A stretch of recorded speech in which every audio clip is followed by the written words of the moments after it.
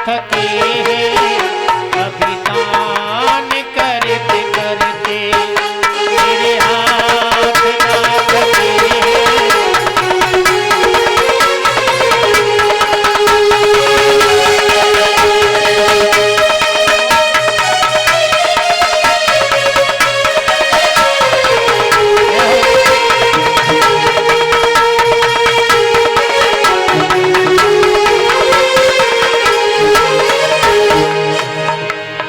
करण कह रहा प्रभु, महलों में गरीब जो होते,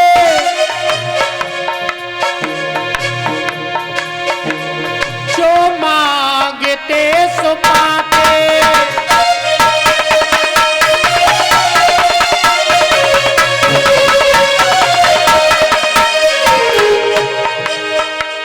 महलों में गरीब जो होते, जो मांगते सो पाते।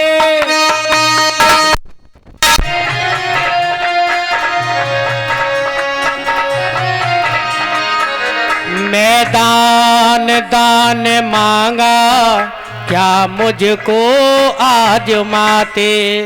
मैदान दान मांगा, क्या मुझको आजमाते।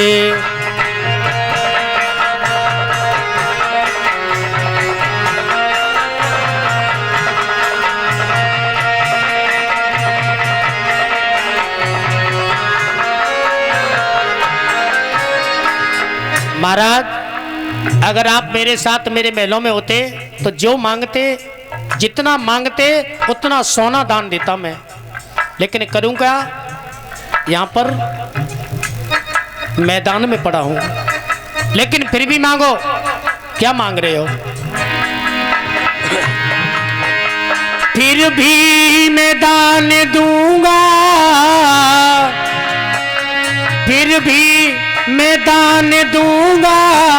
मुनिराज मरते मरते मेरे हाथ ना थके हैं, अभिदान करते करते मेरे हाथ ना थके हैं, अभिदान करते करते।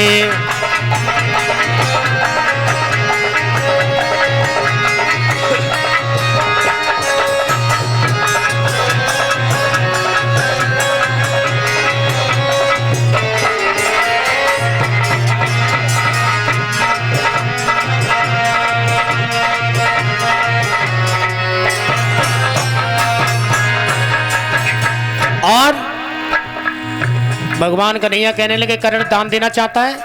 कही हाँ। तो एक काम कर, तेरे मुख में एक सोने का दांत लगाए, तेरे मुख में एक सोने का दांत लगाए, और तू सोना ही दान करता है तो वो दांत मुझे दे दे। करण ने उसी समय हाथ को लगाया, और हाथ को लगाने के बाद हाथ से वो दांत खींचा। वो सोने का दांत खींच करके अपने हाथ पे रख लिया, और हाथ पे रखने के बाद में भगवान कन्हैया की तरफ हाथ बढ़ा दिया। लो प्रभु, मुनिराज लो दान। भगवान कन्हैया कहने लगे, नहीं करण, ऐसे दान नहीं चाहिए। अरे जो तू दान कर रहा है ये दान तो झूठा है, ये दान झूठा है, क्योंकि तूने अपने मुंह से उखाड़ करके दिया है। देना दान चाहता है तो इस दान को पवित्र करके दे। देखिएगा, करण की परीक्षा हो रही है। दान देना चाहता है तो इसे पवित्र करके दे। तो भक्तों, आज करण कहने लगा,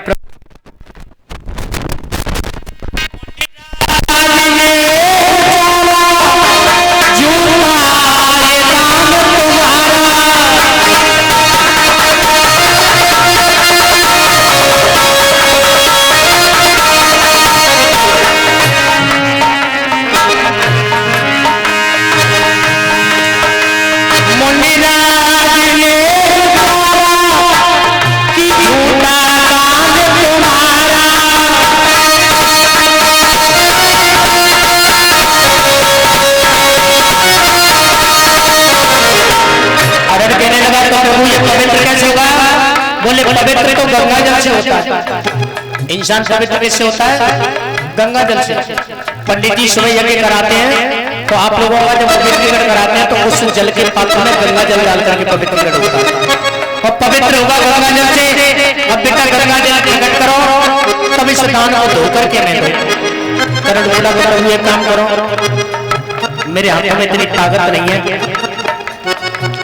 कि मैं अपने बाण को उठा करके चला सकूं, आप मेरा बाण उठा करके मुझे दे दो। भगवान बोले नहीं कर, जब हमने धीरे धीरे बाण दे दिए तो उस बाण को उठा करके हम ही गंगा को प्रकट कर सकते हैं, लेकिन हमें तो खुद से दान मांग रहे हैं।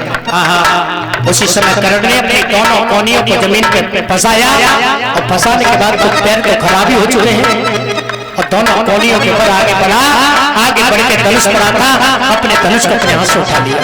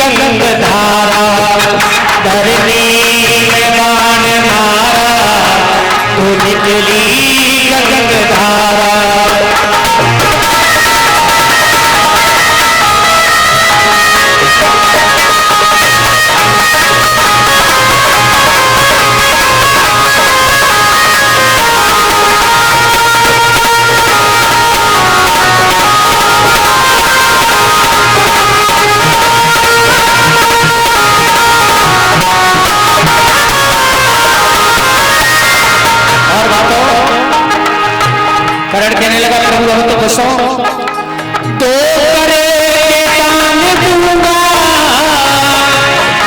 अरे मन राज मरते मरते मेरे हाथ ना थके, अभिदान करते करते मेरे हाथ ना थके, अभिदान करते करते मेरे हाथ ना थके।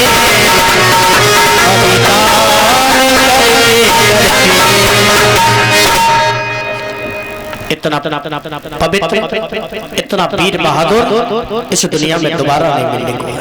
कर्ण ने अपने हाथों से उस दांत को उखाड़ करके भगवान कन्हैया को दान दिया था भक्तों, और दान देने के बाद में भगवान कन्हैया उसके दान देने पर बड़े खुश हुए।